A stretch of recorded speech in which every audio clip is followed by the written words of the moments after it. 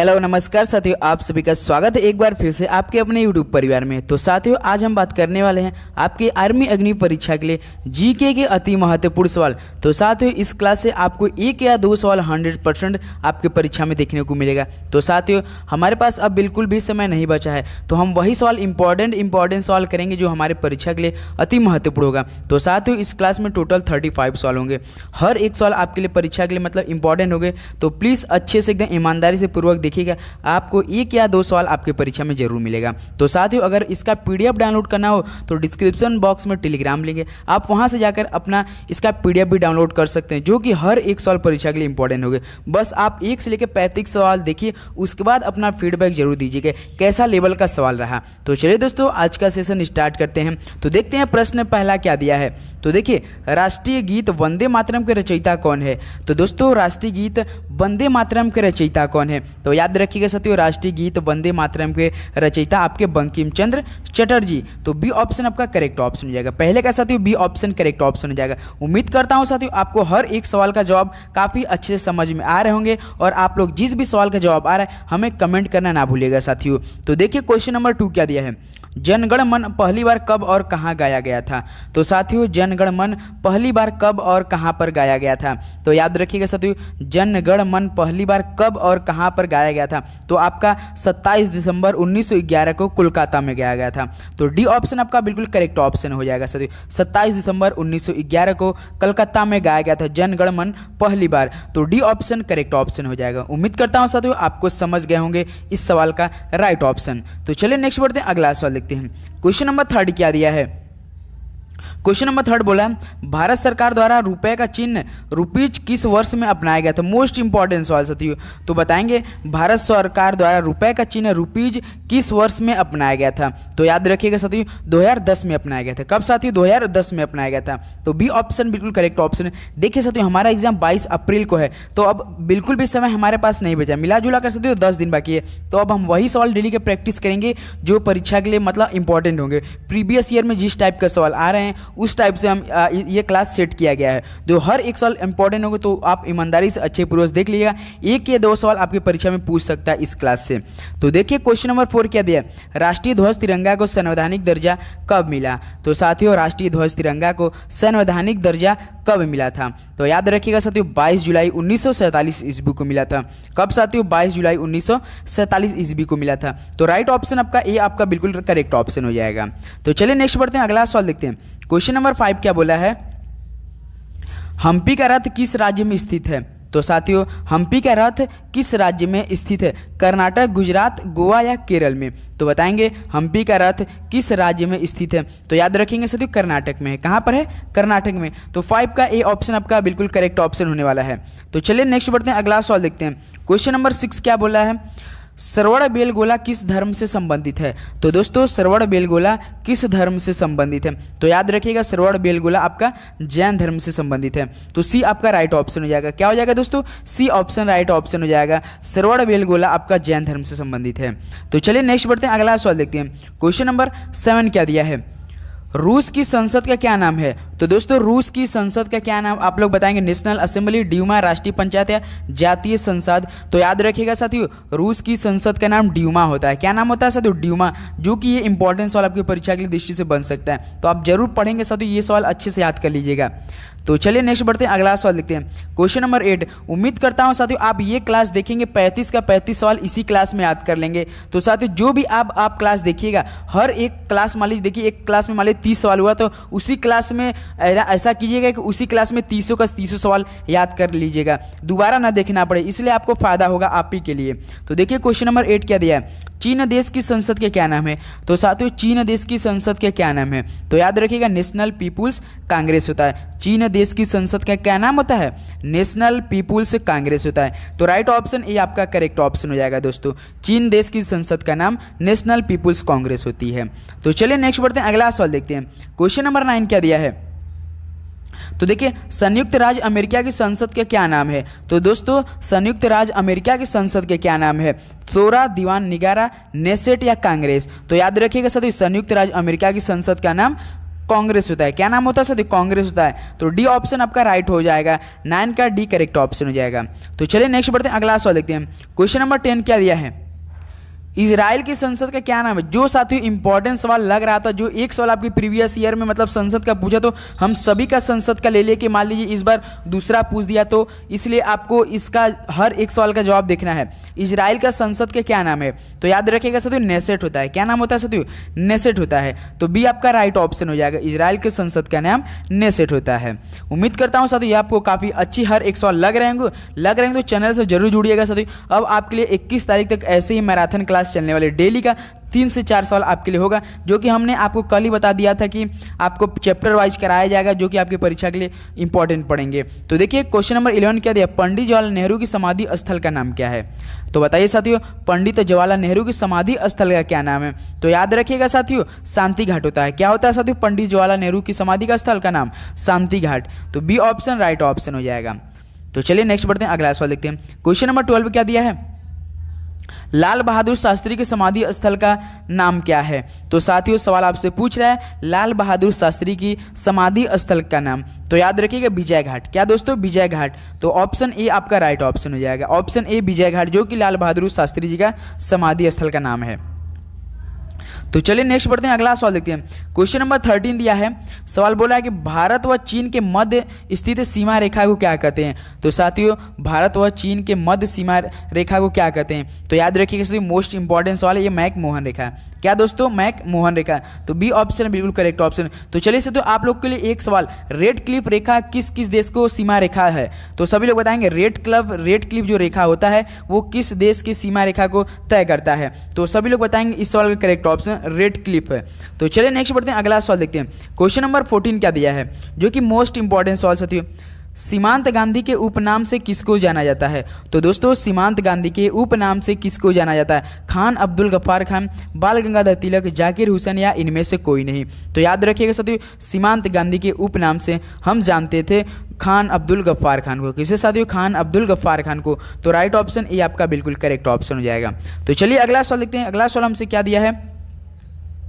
Question number 15 दिया है, भारत कोकिला Nightingale of India के नाम से प्रसिद्ध। मोस्ट इंपॉर्टेंट सवाल साथियों, वेरी वेरी इंपॉर्टेंट सवाल है साथियों। तो बताएंगे साथियों, भारत कोकिला नाइटिंगेल ऑफ इंडिया के नाम से प्रसिद्ध मदर टेरेसा, सरोजिनी नायडू, इंदिरा गांधी या सुचिता कृपलानी? तो याद रखिए साथियों, भारत कोकिला यानी नाइटिंगेल ऑफ इंडिया के नाम से प्रसिद्ध सरोजिनी नायडू जी। तो बी ऑप्शन आपका राइट ऑप्शन हो जाएगा। उम्मीद करता हूँ साथियों हर एक सवाल का जवाब आपको काफी अच्छे समझ में आ रहे होंगे और याद करते चल रहे होंगे साथियों हमारे साथ। तो चलिए क्वेश्चन नंबर नेक्स्ट बढ़ते हैं। उम्मीद करता हूं साथियों जब हम सवाल पढ़ रहे होंगे तो आपका राइट ऑप्शन आ जाना चाहिए कमेंट बॉक्स में, इसलिए आपकी तैयारी और भी अच्छी बेहतर होगा। तो देखिए क्वेश्चन नंबर 16 क्या दिया, बाल गंगाधर तिलक को किस नाम से जाना जाता था?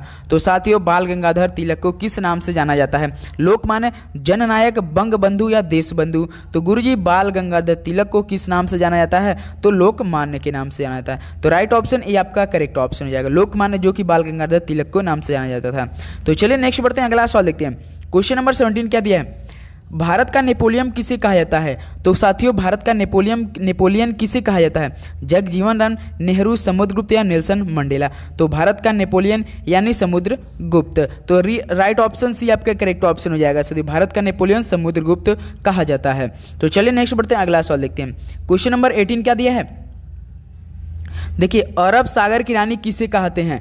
तो साथियों अरब सागर की रानी किसे कहते हैं? मुंबई, मंगलुरु, मरमागांव या कोची को? तो याद रखिएगा दोस्तों मोस्ट इंपॉर्टेंट सवाल है आपकी परीक्षा की दृष्टि से, अरब सागर की रानी आपका कोची कहते हैं। किसे साथियों? कोची को। तो डी आपका राइट ऑप्शन हो जाएगा। 18 का साथियों डी ऑप्शन करेक्ट ऑप्शन। साथियों आप लोग सोच रहे हैं कि इतना जल्दी क्यों करा रहे, इसलिए साथियों करा रहे कि अब हमारे पास समय नहीं है, तो हम जल्दी जितना कम समय में जितना अधिक से सवाल प्रयास करेंगे करने का, तो हमें हमारे लिए अच्छी फायदा होगा। तो इसलिए कम समय अधिक सवाल करेंगे तो हमको ही काफी बेनिफिट होगा परीक्षा की दृष्टि से।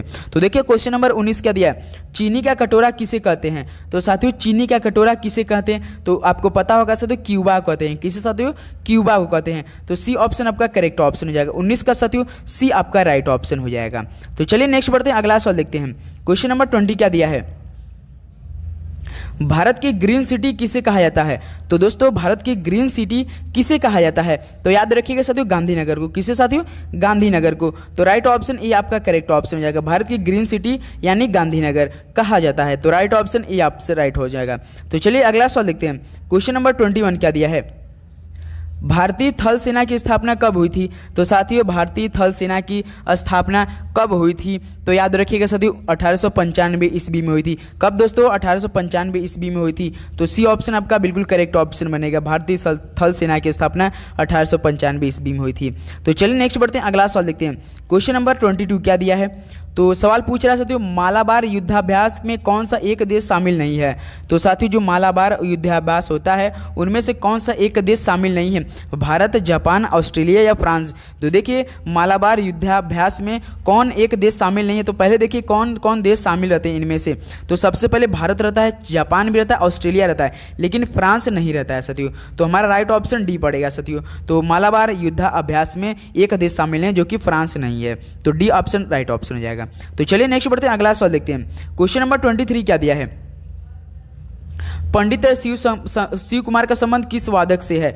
तो साथियों पंडित शिव कुमार का संबंध किस वादक से है? संतूर, बांसुरी, तबला या सरोद? तो याद रखिएगा साथियों पंडित शिव कुमार का संबंध आपका है किससे? संतूर से। तो right option A right option हो जाएगा साथियों। संतूर से है आपका पंडित शिव कुमार का संबंध। तो चलिए नेक्स्ट बढ़ते हैं, अगला सवाल देखते हैं।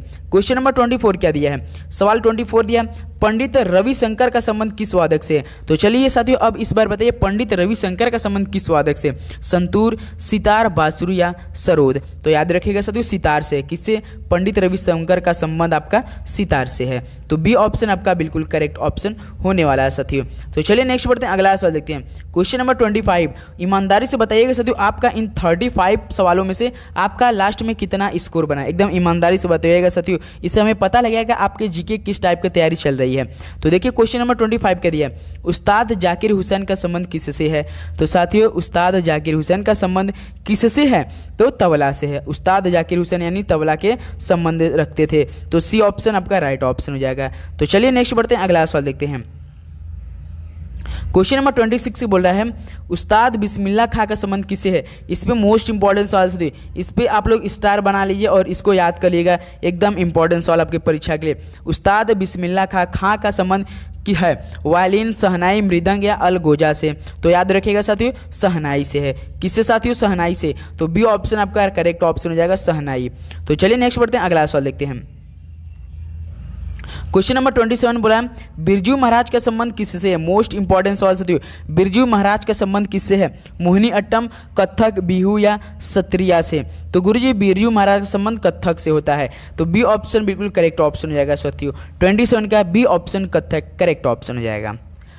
तो चलिए नेक्स्ट बढ़ते हैं, अगला सवाल देखते हैं। अगर चैनल पर नए हैं तो साथियों जरूर सब्सक्राइब कर लीजिए, क्योंकि अब इन 10 दिनों में आपके लिए काफ़ी बेहतरीन तरीके से तैयारी की जाएगी। आपका जीके का 15 सवाल पूरा कवर कर लिया जाएगा। उम्मीद करता हूं आपके पेपर में 15 सवाल हर एक क्लास से एक सवाल देखने को मिलेंगे। ये हमारा वादा है आपसे साथियों।